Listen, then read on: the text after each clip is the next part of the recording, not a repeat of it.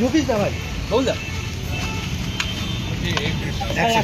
Mobile तो कर sir कितने दिन बाद आज आप ममता दीदी के घर आए? कितने दिन बाद नहीं, आप भूल गए जो जिस दिन 4 तारीख को रिजल्ट दिखी शायद 7 तारीख को रविंद्र जयंती थी। मैं खुद भी आया था, मेरी बेटी भी आई थी और हमने यहाँ पे गाना गा के गए थे। तो इतने दिन के बाद नहीं, उनके साथ मैं बिल्कुल टच में हूँ, मोबाइल में भी टच में हूँ, बात में भी हूँ। और आज जो है मैं बाहर भी था, बैंकॉक भी गया था, उसके बाद मुंबई था, लेकिन आज पहले से ही मैंने कह दिया था कि आज मिलना था और डायरेक्ट के साथ भी टच में हूँ। तो कोई ऐसी बात नहीं है। मुझे जो भी बात कहनी है, जब मुझे लिखना होता है, मैं ज़्यादा नहीं लिखता हूँ, आप लोग कुछ पढ़ते हैं, तो कोई इतने दिन बाद की नहीं, सबसे पहले ही शायद मैं आया था उस दिन, और ज़्यादा कोई नहीं था। सर बीते कल ऋतुव्रत बनर्जी ने प्रेस कॉन्फ्रेंस करके हाई कोर्ट का एक वर्डिक्ट का रेफरेंस देते हुए कहा कि हम ही असल तृणमूल है, अगर दूसरा इसको कोई क्लेम करता है तो वो गैर कानूनी है। कैसे देख रहे हैं सर? ये क्या बोलेंगे, आप लोग खुद बताइए। थोड़ी बहुत देखिए, हम बॉम्बे में इस शब्द को हमेशा बोलते हुए सुना है लोगों को कि दुश्मनी करो तो जम के करो, लेकिन इतनी गुंजाइश छोड़ दो कि आँख मिले तो शर्मिंदा ना होना पड़े। तो ये कैसी ऐसी बात कर सकते? उसको मैं जब मंत्री था राज्यसभा में कब से देख रहा हूँ, किस तरीके से CPM से फेंक दिया गया, कैसे दीदी ने दिया, मतलब इनके बारे में कुछ कमेंट करना जो है वो भी मुझे वो नहीं लगता है। करने दीजिए उनको, जो करने दीजिए। अपने इलाके में जाके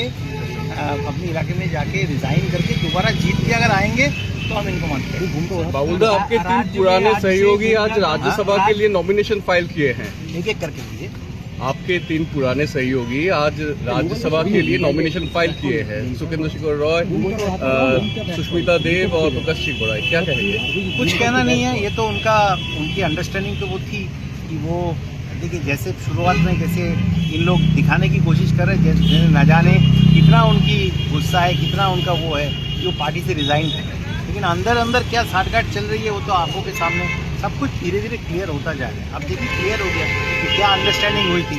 अब देखने वाली बात मुझे सिर्फ इतनी है कि जो लोग अपने आप को बचाने के लिए ये जो गद्दार पार्टी बनाया या जो भी तोड़ के अपना केंद्र में भी पार्लियामेंट में इधर उधर किया है, क्या उन लोग क्या सब धुले हुए तुलसी हो गए, या उनके खिलाफ भी जो भी चालू केस है वो भी चालू रहेगा?